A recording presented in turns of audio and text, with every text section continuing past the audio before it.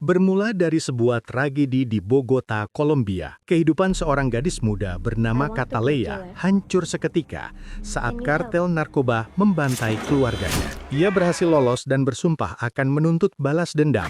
15 tahun kemudian, di bawah pengasuhan pamannya, Cataleya telah menjadi senjata hidup yang dingin dan efisien, menjadikan dirinya seorang pembunuh bayaran yang tak kenal takut dan mematikan. Namun, perburuannya untuk membalas dendam menempatkannya dalam persimpangan berbahaya antara masa lalunya yang kelam dan masa depan yang mungkin tak akan pernah ia miliki.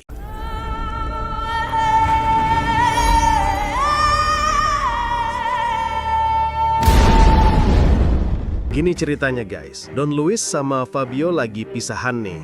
Mereka jabat tangan lama banget. Si bos bahkan bilang Fabio udah kayak anaknya sendiri. Fabio nyerahin sebuah disk drive. Waktu ditanya ada sisa apaan lagi, dia mastiin semuanya udah beres, terus mereka pelukan.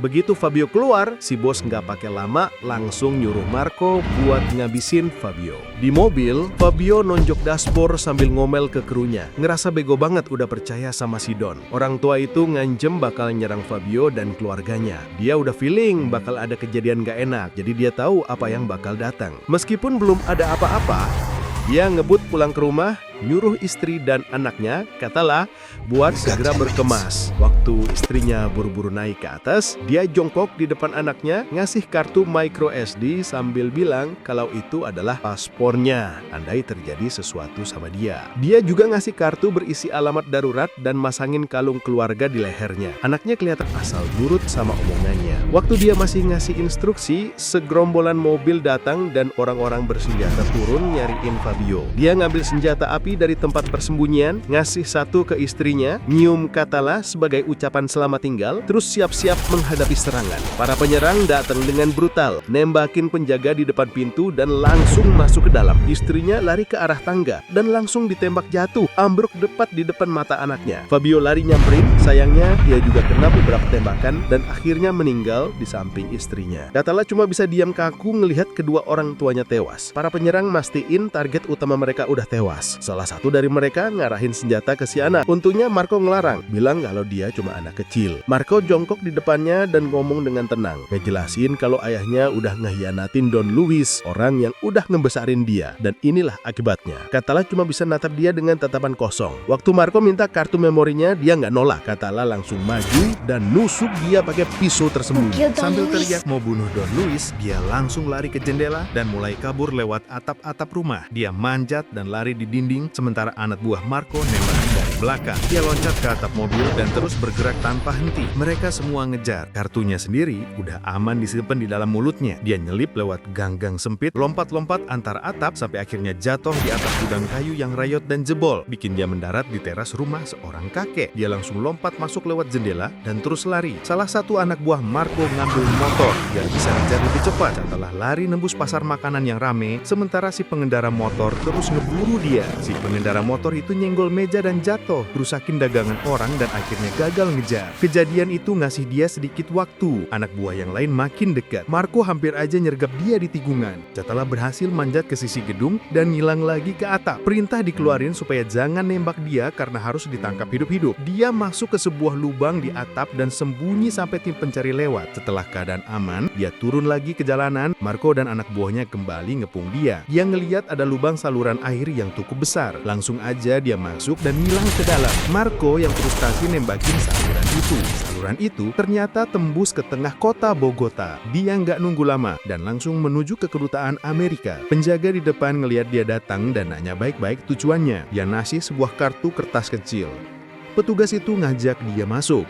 Setelah ditanya-tanya, dia maksa dirinya buat muntah. Ngorek-ngorek muntahannya dan ngeluarin kartu memori. Dia nyerahin kartu itu sambil bilang kalau itu paspornya. Isi kartu itu bikin si petugas kaget. Mereka langsung bawa dia ke dalam. Dokumen perjalanannya diurus cepat dan dia naik pesawat ke Miami dikawal sama seorang agen wanita. Sewaktu transit, dia izin ke toilet dan diam-diam kabur. Catala udah beli tiket bus ke Chicago, lokasi terakhir yang dikasih tahu ayahnya. Dia jalan-jalan di sekitar area itu, sampai ada seorang pria nanya dia lagi nyari apa. Dia ngasih alamatnya. Kebetulan alamat itu punya bos si pria. Di dalam, Emilio lagi sibuk Awalnya dia nggak peduli sampai dengar nama si cewek. Dia keluar dan ngeliat Katala. Mereka berdua nggak bisa nahan tangis dan langsung pelukan. Pamannya nggak nyangka dia bisa selamat. Sekarang karena dia udah di sini, pamannya janji bakal menjaga dia. Dia bangun di rumah pamannya dan jalan ke rumah makan. Di sana Emilio lagi duduk sama neneknya yang diam-diam naruh piring di depannya. Emilio ngebahas soal anaknya yang udah meninggal. Walaupun dia coba tegar, kesedihannya hampir bikin dia nangis. Dengan tenang dia bilang, semua orang yang bertanggung jawab udah nyusul anaknya. Terus dia ngelihat gambar kecil yang kayaknya dibuat Katala dan nebak kalau dia mau jadi seniman. Katala bilang dia mau jadi pembunuh. Apa pamannya mau ngajarin dia? Tanpa ragu, Emilio setuju. Besoknya Emilio bawa dia ke sekolah terdekat dan nyogok kepala sekolah biar mau nerima Katala. Kepala sekolahnya setuju. Katanya sih karena kasihan dia baru aja kehilangan orang tua. Di saat mereka jalan keluar, Katala berhenti. Dia kesel karena sekolah sama sekali nggak ada hubungannya sama apa yang dia mau. Emilio hilang sabar. Dia ngeluarin pistol dan nembak mobil yang lagi lewat sampai nabrak di depan sekolah.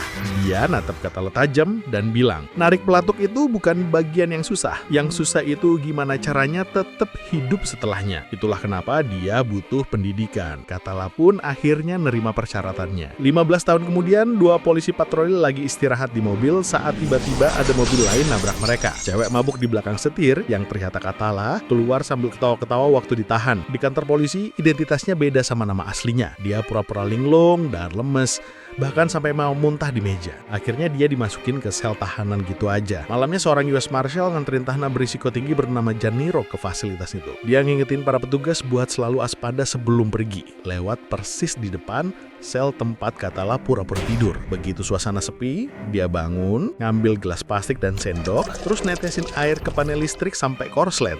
Dia manjat ke langit-langit, nyelip ngelewatin kipas ventilasi utama sesaat sebelum nyala lagi, dan merangkak di atas blok sel.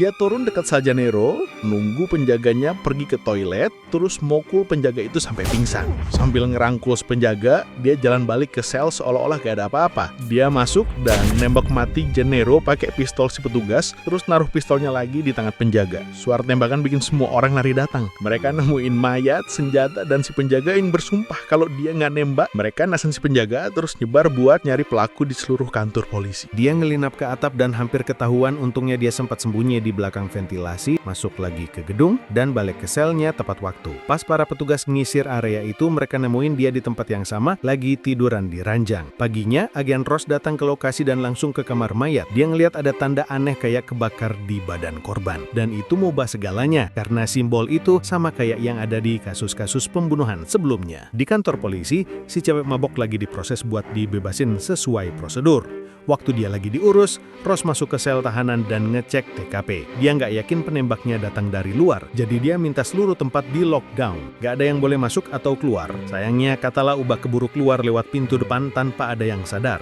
Sambil jalan, dia ngelepas sarung tangan lateksnya, ngubah penampilannya, terus ke bilik telepon buat nelpon Emilio dan ngabarin kalau kerjaannya udah beres. Ross kemudian ngobrol sama rekannya, nunjukin foto mayat dengan tanda yang sama. Mereka setuju kalau ini bukan pesan buat penegak hukum. Udah ada 22 korban dalam 4 tahun. Semuanya dengan pola yang sama. Ross nyuruh tanda itu disebarin di semua koran besar. Berharap siapapun yang jadi targetnya ngeliat itu. Sementara itu, Don Luis udah mindahin operasinya ke New Orleans setelah dapet perlindungan dari sebuah agensi AS. Marco nerima Ricard, orang CIA, dan kontak mereka di sana pertemuannya tegang. Agensi itu yakin pembunuhan terakhir ada hubungannya sama kematian Fabio. Dan Ricard bilang ada info sensitif yang bocor, kemungkinan dari orang dalam. Si bos ngebantah. Ricard datang bukan buat debat. Dia ngasih peringatan jelas buat beresin masalah ini dan langsung pergi. Don Luis juga nggak mau kalah. Dia nyalahin Marco karena gagal dalam urusan Fabio dan ngingatin dia jangan sampai gagal buat kedua kalinya. Ross ngumpulin timnya dan ngejelasin situasinya. Motifnya adalah balas dendam. Profil targetnya masih terlalu luas. Dia nambahin daftar tersangka, termasuk semua pengunjung yang ada di kantor polisi beberapa menit sebelum Janiro dihabisi. Semuanya dapat berkas buat diselidikin. Malamnya, Katala lagi santai di apartemen pacarnya, Denny. Mereka tidur bareng. Sebelum Denny bangun, dia udah udah rapi dan pergi.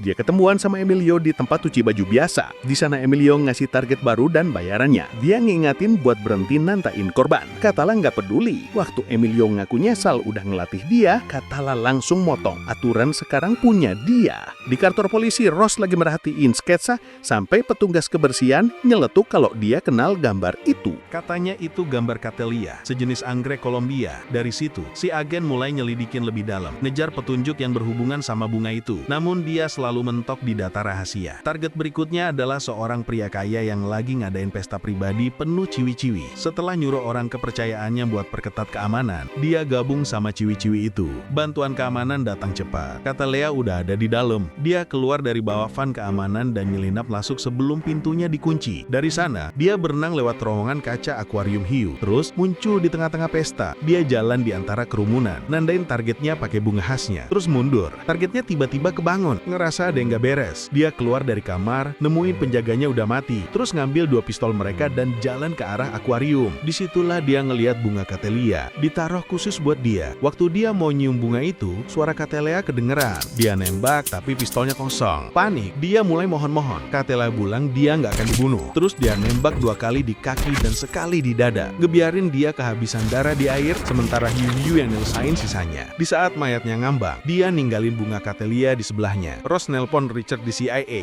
buat ngasih update. Dia frustasi karena setiap usahanya buat ngakses file kasus yang berhubungan selalu diblokir. Richard nggak ngasih info apa-apa, cuma nyuruh dia ngajuin keluhan dan nutup telepon. Tahu kalau ini bisa jadi masalah buat dia. Ross nelpon Marco, nuntut supaya masalah ini diberesin sebelum FBI ikut campur. Di lab, para analis lagi nyusir rekaman pengawasan dari malam pembunuhan. Salah satu frame nunjukin ada cewek mabuk di gedung itu. Ross masih ragu, seorang cewek bisa ngelakuin hal serapi ini. Catelia sekarang ada di tempat Danny, nungguin dia pulang. Waktu Danny masuk, Catelia langsung nyamperin. Danny ngentiin dia pelan-pelan. Kali ini dia pengen lebih dari sekedar hubungan fisik. Catelia nggak banyak ngomong, cuma bilang kalau dia nggak pernah sarapan dan kadang ngerasa kesepian. Gak banyak, cukup buat Danny. Mereka ciuman. Besok paginya, Danny ngeratin Catelia tidur, terus ngambil fotonya sebelum ngebangunin dia dengan sarapan di tempat tidur. Catelia langsung kaget, tegang, ngerasa udah terlalu lengah. Tanpa ngomong apa-apa, dia ngumpulin barang-barangnya dan langsung pergi. Dia nemuin Emilio di perpustakaan umum. Emilio udah nunggu. Dia nyoba cairkan suasana. Emilio ceroboh, bilang gak akan ngasih kerjaan lagi kalau dia terus ngelanggar aturan. Pas Emilio pergi, dia teriak nanya berapa banyak korban yang harus jatuh sebelum kematian anak Emilio terbalaskan. Dengan sedih, dia bilang balas dendam gak membuatnya tenang dan berharap Catelia ngerti itu. Dia mutusin hubungan, nyuruh Catelia jangan nelpon atau datang lagi. Dia ngasih foto pernikahan orang tuanya. Akhirnya Catelia pun nangis sendirian. Danny lagi ngobrol sama temennya, cerita tentang cewek yang dia suka, yang datang dan pergi sesuka hati. Dia bahkan polisi Chicago dan minta buat dicek di sistem. Permintaan itu dituruti. Agen Ross dapat notifikasi. Dia langsung ngirim tim ke kantor polisi itu. Dan setelah mereka dapat fotonya, mereka mulai nyocokin sama profil wajah yang ada. Dan akhirnya mereka dapat petunjuk pas. Temuin mereka. Neneknya ngizinkan dia masuk dan menenangkannya. Mereka nggak sendirian, karena Marco dan anak buahnya udah buntutin mobil mereka dari jauh. Kemudian, dia nelpon Danny. Dia bilang kangen.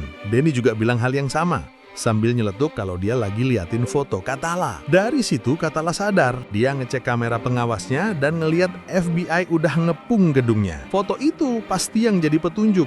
Dia ngambil senjata, keluar dari apartemennya, dan langsung ke tempat tetangganya. Dia bikin tetangganya pingsan, manjat ke langit-langit, dan ngambil senjata yang dia sembunyiin di sana. FBI masih di luar, coba dobrak pintu depannya. Katala masang peledak di dinding. Begitu pintunya berhasil didobrak, dia juga ngebom bagiannya, nyamain waktu ledakannya dengan sempurna. Senjatanya dijatuhkan, terus turun lewat poros lift, sampai akhirnya mendarat di garasi. Katala ngerusak kamera CCTV begitu masuk, yang langsung ngalihin perhatian para agen. Sekarang, mereka semuanya garasi. Dia udah keburu kabur lewat sistem ventilasi menuju ke terowongan kereta api. Sementara Ross dan timnya cuma bisa ngejar bayangan. Dia berhasil keluar dan langsung ke rumah pamannya. Tapi rumah itu udah berantakan. Dia ngambil pistolnya dan lari ke kamar neneknya. Nemuin neneknya udah nggak bernyara, tergeletak bersimbah darah. Dia ke kamar Emilio dan nemuin pamannya juga udah tewas di kursinya. Cuma mereka, keluarga yang dia punya, dan sekarang mereka udah pergi. Bikin dia nangis sejadi-jadinya. Ross pulang dan dan nemuin Katala udah nunggu di dalam. Pestul yang ngarah tepat ke dia. Dia nyuruh Ross duduk. Ross nurut, walaupun dia coba sok berani dengan mengingatkan kalau tempat itu diawasin. Dia ngasih tahu kalau kursi yang didudukin Ross udah dipasangin bom. Terus dia mulai cerita. Dia cerita tentang Don Lewis, gimana papa itu membunuh orang tuanya dan ngubah dia jadi kayak sekarang. Setiap pembunuhan yang dia lakuin itu sebenarnya pesan yang diharap bisa dipicahin sama FBI dan disampaikan ke atasannya. Tapi mereka kelamaan. Sekarang dia mau nyelesain urusannya dan butuh bantuan Ross buat nyari tahu kenapa CIA ngelindungin Don Lewis. Ross ngaku udah coba, setiap kali selalu diblokir. Dia ngancam bakal ngincar keluarga Ross kalau nggak berusaha lebih keras. Dia bilang maaf harus pakai cara ini. Ross nggak buang waktu dan langsung datang ke kantor Richard di CIA nuntut dikasih tahu lokasi Don Lewis. Dia bahkan nyebut kalau keluarganya diancam. Richard nanggepinya enteng. Itu bikin Ross marah. Tepat sebelum dia pergi, teleponnya bunyi dan itu dari Katala. Dia nyuruh Ross nyampein pesan, kasih alamatnya atau ditembak. Richard nggak goyah. Dia ngeliat titik laser sniper di badannya dan ketawa. Ngira kaca kantornya anti peluru. Dia nana Katala buat nembak dan waktu ditembak, pelurunya nembus. Kena bingkai foto di rak. Sekarang dia panik dan akhirnya setuju ngasih lokasinya.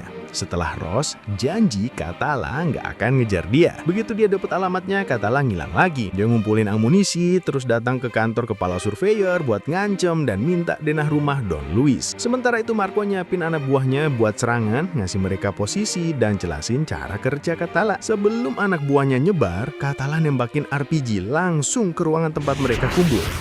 Ledakannya bikin si bos mental sampai hampir pingsan. Marco nyuruh dia kabur dan nyerahin pertarungan ke mereka. Si bos keras kepala milih buat tinggal.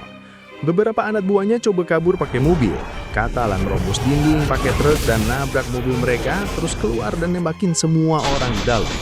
Marco sembunyiin si bos di tempat rahasia, sementara dia dan yang lain maju ngelawan si cewek haus darah. Di saat anak buahnya nyebar buat nyari dia, Katala dengar pergerakan mereka di atas dan langsung nembak nembus lantai kayu, ngebantai satu orang dan maksa yang lain buat sembunyi. Mereka ngebom lantai itu, setelah apinya reda, mereka masuk lewat lubang yang terbentuk buat nyari target mereka. Si bos bahkan nelpon anak buahnya coba mastiin kalau Katala udah mati. Tiba-tiba, si cewek muncul di lantai mereka dan nembak lagi, menjatuhkan beberapa orang sementara Marco dan beberapa orang yang lain sembunyi dari amukannya. Si bos marah banget lihat betapa liciknya Katala. Begitu Katala berhenti nembak, dia dan anak buahnya bales nembak. Maksa Katala buat cari perlindungan. Satu orang tanpa sadar jalan ke arah posisi Katala. Suara kokangan pistol di belakang kepalanya bikin dia merinding sebelum ditembak dari jarak dekat. Anak si bos lari ke bagian lain gedung, munci diri di kamar, dan nyuruh seseorang jaga di pintu buat menghadang. Dia nembak mati penjaga itu dan nemuin Marco lagi nunggu di kamar mandi. Marco langsung ngerebut pistolnya dan mukul dia, mereka langsung adu jotos. Akhirnya, nggak ada satupun dari mereka yang pegang senjata kecuali handuk yang masih dipegang Cataya. Dia pakai handuk itu buat nangkis serangan dan balas mukul. Sampai akhirnya Marco berhasil megang lehernya dan nahan dia sebentar. Terus dengan gerakan cepat, Cataya ngambil alih kendali, melilitkan handuk ke leher Marco dari belakang dan coba menyekiknya. Marco berhasil ngedorong ke belakang dan lepas. Gak berlangsung lama, dia berhasil nangkis pukulan Marco. Bahkan waktu Marco mau ngambil pisau, terus pakai bagian atasnya buat nusuk leher Marco. Cataya bertekad buat nyelesain misinya. Dia ngambil telepon dan ngejar si bos yang ternyata udah kabur pakai ban. Dia sampai di pintu keluar, jalannya kehalang sama mobil pengangkut sampah. Tepat saat itu, si bos dapat telepon dari Cataya. Dia mulai sombong tentang kekuasaannya dan bilang kalau nggak bakal tersentuh. Bahkan ngancem bakal menarget dan ngabisin Cataya. Bilang kalau Catanya nggak akan pernah tahu kapan dia datang. Cataya udah ngerencanain semuanya. Dia emang mau si bos ada di dalam van itu. Begitu dia ngomong gitu, si bos noleh dan ngeliat anjing-anjing Cataya udah nungguin perintah. Dan anjing-anjing itu langsung nyerang, nyabik-nyabik si bos. FBI bawa Denny buat diinterogasi. Dia nggak didakwa, Ross cuma pengen tahu beberapa hal. Denny minta kopi dan waktu si agan keluar, Cataya nelpon ke HP-nya. Mereka ngobrol tentang perasaan mereka satu sama lain. FBI berhasil nyadap telepon itu dan tepat waktu Ross ngambil teleponnya, Cataya langsung mutusin sambungan. Denny dibebasin sementara Cataya terus dalam pelarian. Ending yang sangat mengcatayakan, gue suka gaya lo.